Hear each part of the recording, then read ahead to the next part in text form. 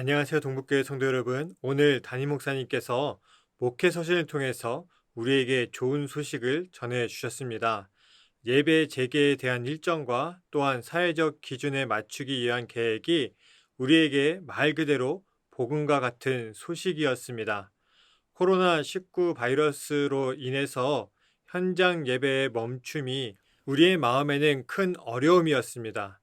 또한 온라인 예배로 예배를 드리기는 했지만 점점 신앙에 어려움을 겪는 분들의 하소연도 있었습니다. 그런 시간들을 보냈지만 포기하지 않고 함께 기다려주시고 힘을 내어주신 성도님들께 감사합니다. 오늘 하나님께서 우리에게 주신 말씀은 사도행전 1장 6절에서 11절까지 말씀입니다. 그들이 모였을 때에 예수께 여쭈어 이르되 주께서 이스라엘 나라를 회복하심이 이때니까 하니 이르시되 때와 시기는 아버지께서 자기의 권한에 두셨으니 너희가 알 바 아니요 오직 성령이 너희에게 임하시면 너희가 권능을 받고 예루살렘과 온 유대와 사마리아와 땅끝까지 이르러 내 증인이 되리라 하시니라. 이 말씀을 마치시고 그들이 보는 데에 올려져 가시니 구름이 그를 가리어 보이지 않게 하더라. 올라가실 때에 제자들이 자세히 하늘을 쳐다보고 있는데 흰옷 입은 두 사람이 그들 곁에 서서 이르되 갈릴리 사람들아 어찌하여 서서 하늘을 쳐다보느냐 너희 가운데서 하늘로 올려지신 이 예수는 하늘로 가심을 본 그대로 오시리라 하였느니라. 아멘. 이번 주는 목회실에서 부활주일 이후에 대한 말씀으로 정해진 본문을 통해 말씀을 전하고 있었는데 마침 오늘의 말씀이 이러한 기쁜 소식과 맞닿는 부분이 있어 기쁨으로 소식을 전하게 되어 저 개인적으로 또한 감사하고 기쁜 일로 여기고 있습니다. 이제 제자들이 예수님의 부활을 체험했고 예수님과 다시 생활하였던 이들에게 크나큰 꿈이 되살아났습니다. 바로 이스라엘 나라의 회복입니다. 예수님의 시대는 성경에 기록되어 있지 않은 신구약 중간 시대 약 400년의 역사에서 나라를 다시금 빼앗깁니다. 빼앗은 사람은 그 유명한 알렉산더 대왕이죠. 그 이후에 마카비 독립전쟁을 통해서 이스라엘은 다시 독립을 하게 됩니다. 그런데 이스라엘은 왕권 다툼으로 인해서 신생 강국이었던 로마에 의해 다시 점령되게 됩니다. 그래서 예수님의 시대에 로마가 이스라엘을 지배하고 있었죠. 그 당시에 사람들에게 하나님의 구원은 다윗과 같이 정치적이고 강력한 지도자가 나타나서 로마로부터 해방되는 것이라고 생각했습니다. 그래서 가룟 유다가 예수님을 떠나는 결정적인 이유가 바로 여기에 있는 것이죠.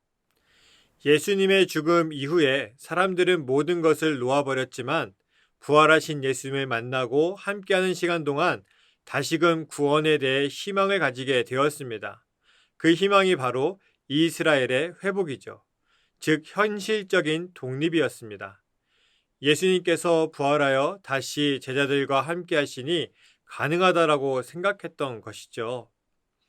그런데 예수님께서는 이스라엘의 회복의 때에 대해서 뭐라고 대답하신가 하면 아버지의 권한이라고 못 박으십니다. 제자들이 그때에 대해서 알 바가 아니라고 분명히 다시금 강조하시죠. 제자들은 어리둥절했을 거예요. 아니 우리에게 현실적인 구원은 이스라엘의 독립이고 그날이 적어도 예수님이 살아계신 동안 이루어질 것으로 여겼고 이 난리를 겪고 이제 다시 예수님과 함께하게 되어서 그날이 이루어지는가 했더니 그때에 대해서는 하나님의 권한이고 너희가 알 바가 아니라는 거예요. 아마 제자들은 굉장히 어리둥절했을 겁니다. 이제 예수님을 통한 이스라엘의 회복이 이루어질 것만 같았거든요. 코로나19 바이러스로 인해서 우리의 삶의 모습이 이렇게나 바뀌어버릴 줄 누가 알았겠습니까? 한참 감염자들이 늘어날 때에 지금은 당연히 모두가 아니라고 생각했겠지만 조금씩 나아지고 또 제천에는 아직까지 확진자가 없으니 이제 그때가 되지 않았을까? 지금쯤이면 되지 않을까? 많은 성도님들께서 기도하며 하나님께 간구하셨을 거예요. 또 목회실에 문의하기도 하셨습니다. 그때마다 사실 저희는 참으로 난감했습니다. 이렇다고 저렇다고 확정할 수 있는 상황은 아니었기 때문이죠. 말 그대로 우리 모두가 간절히 그때를 원하지만 그때는 정말로 하나님의 권한이었습니다. 그런데 예수님의 말씀을 자세히 보면 그 때와 시기는 아버지께서 자기의 권한에 두셨다라고 말씀하시죠. 언제인지 모르지만 그 때와 시기가 반드시 있다는 거예요. 반드시 이스라엘의 회복은 이루어진다라는 말과 같은 겁니다. 그리고 예수님께서는 8절의 말씀을 남기시고 하늘로 올라가 버리시죠. 오직 성령이 너희에게 임하시면 너희가 권능을 받고 예루살렘과 온 유대와 사마리아와 땅끝까지 이르러 내 증인이 되리라. 예수님께서 그때와 시기를 알려주시지 않았지만 제자들이 해야 할 일들에 대해서 분명하게 말씀해 주셨습니다. 너희에게 성령이 임하면 예수 그리스도의 증인이 되라라고 하는 거죠. 이것이 남겨진 자들이 해야 할 일이었습니다. 우리 성도님들 중에 이런 말씀을 하시는 분들이 참 많았어요.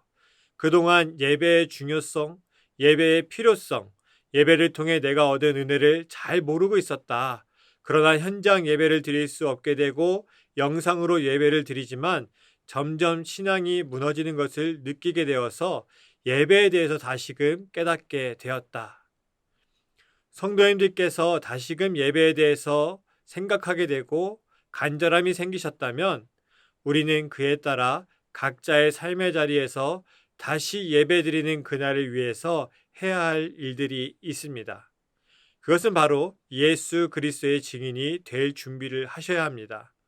오랜 동안 교회에서 예배를 드리다가 예배를 드리지 못하니까 습관에 의해서 불안함을 가졌다고 이를 해소하기 위한 예배의 재개가 아니라 다시금 시작되는 이 예배를 통해서 우리에게 이 모든 것을 허락하신 하나님을 만나고 다시금 우리의 삶에 구원을 행하신 예수 그리스도를 만날 때에 이 모든 것에 대해 감사하는 것으로 끝나는 것이 아니라 예배의 중요함과 기쁨과 감격을 통해서 예수 그리스도의 증인이 될 준비를 하셔야 합니다.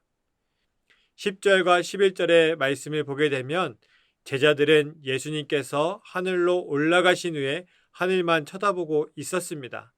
그때에 흰옷 입은 두 사람이 제자들에게 예수님은 다시 본 그대로 오실 것이다 라고 말합니다. 이 말은 걱정하지 말고 제자들이 해야 될 일들을 하라는 것이죠. 예수님의 말씀을 기준한다면 그들은 먼저 성령을 기다려야 합니다. 그렇다면 다시 시작되는 예배를 위해서 우리가 준비해야 될 것은 무엇일까요? 예배를 통하여 다시금 우리가 예수 그리스도의 증인이 될 수 있도록 기도하셔야 됩니다. 그러한 마음의 준비가 될 수 있도록 성령을 구하셔야 합니다. 타지에 있는 우리의 자녀들이 한 달에 한 번 찾아온다고 해도 얼마나 그립고 찾아오면 얼마나 반갑습니까? 우리는 거의 2달 만에 다시 우리의 교회에서 하나님과 예수님을 만나게 됩니다.